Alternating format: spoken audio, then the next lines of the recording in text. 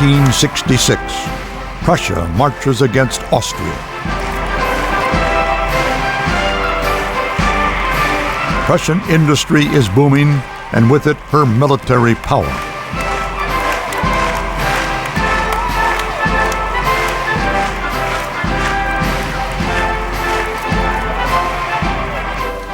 In the coming battle with Austria, the map of Europe will be redrawn.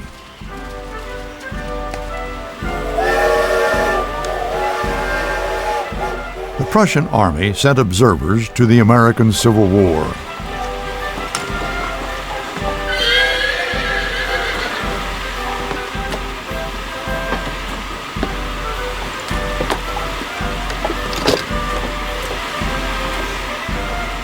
They saw the impact of railways, telegraph, and modern rifles on the battlefield.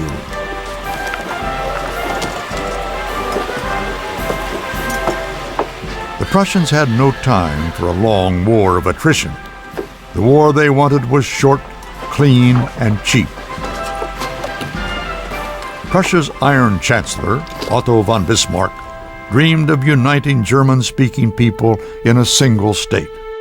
He would do it with a series of quick, decisive wars. Bismarck turned to his Chief of General Staff, Helmut von Moltke. Moltke was a product of the Kriegsakademie, the world's first military staff college. He saw the impact of the train on the American Civil War.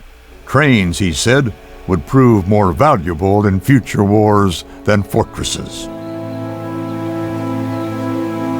By 1860, Prussia had 3,500 miles of strategically positioned, state-owned track to transport the armies that would unite Germany.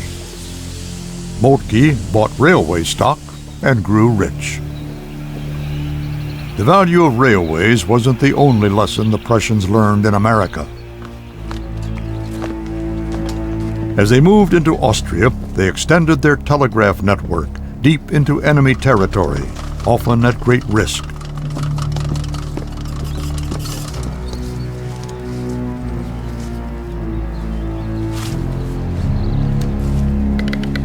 With the railway and telegraph, commanders hundreds of miles from a war zone could move their armies like chess pieces.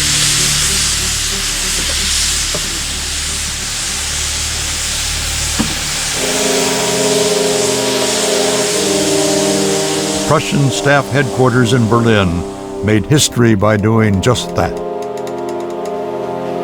In late summer 1866, Prussia's army moved south toward Austria. Fresh from their rail journey, directly commanded from Berlin, the Prussian army pursued the Austrians into what is now the Czech Republic. On July 3, 1866, in the hills just north of Königgrätz, the Austrians turned to fight.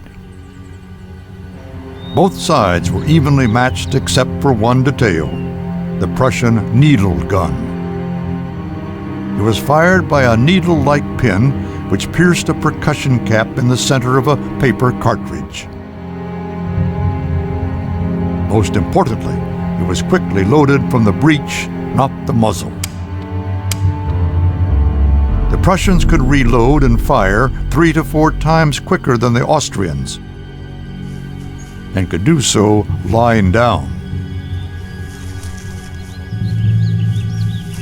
The Austrians still used slow, unreliable muzzle loaders. The Austrian commander knew about the Prussian rifles and ordered his subordinates not to attack. His senior officers chose to ignore the command and charged headlong into battle.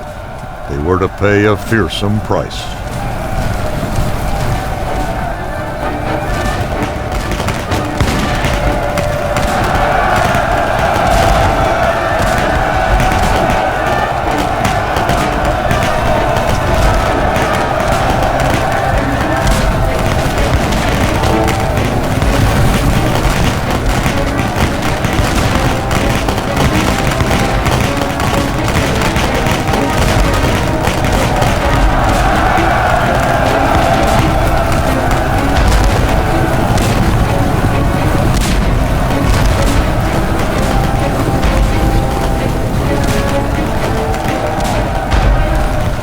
At the western edge of the battlefield, a firefight flared up in dense woodland known as Zwip Woods. It was in these woods that the battle was to turn.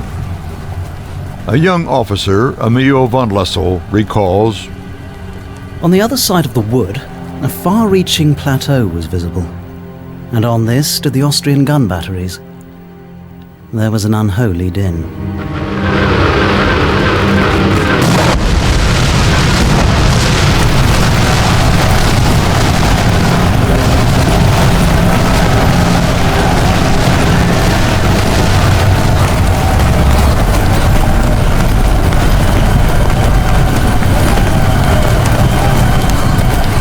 We occupied the southern edge of the Zwip Wood.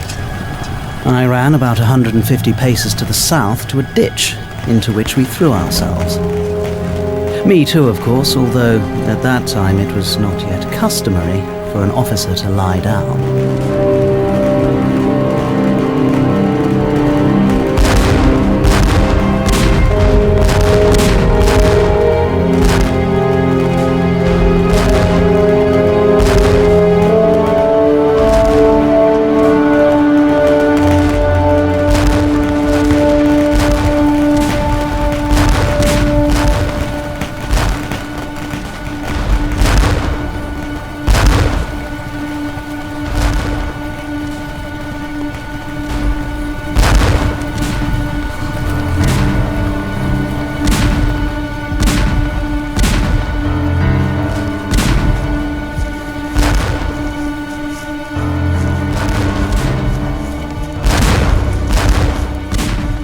The Austrians committed 49 battalions to the Zwip Woods.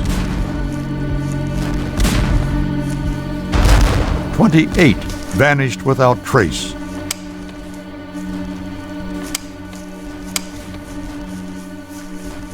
It was a massacre.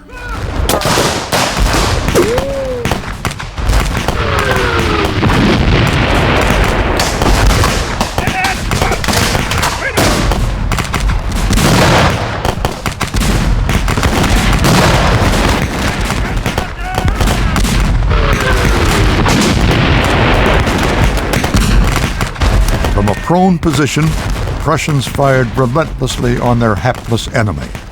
The Austrians stood in a hail of bullets, fumbling with their muskets. The breech-loading needle guns cut them down.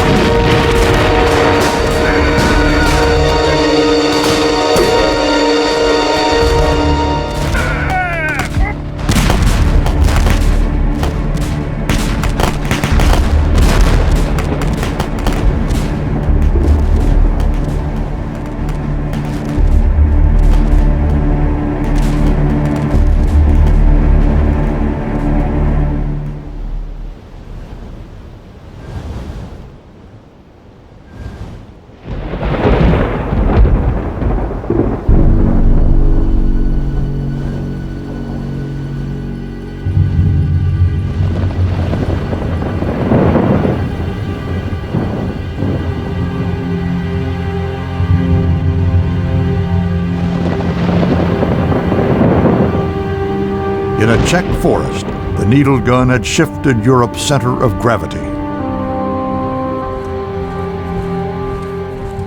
Bled dry by the slaughter, the Austrians collapsed. The battle was lost.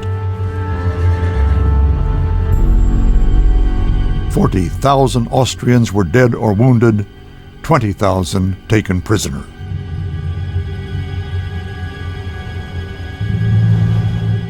For the once mighty Austrians, Königgrätz was the beginning of the end.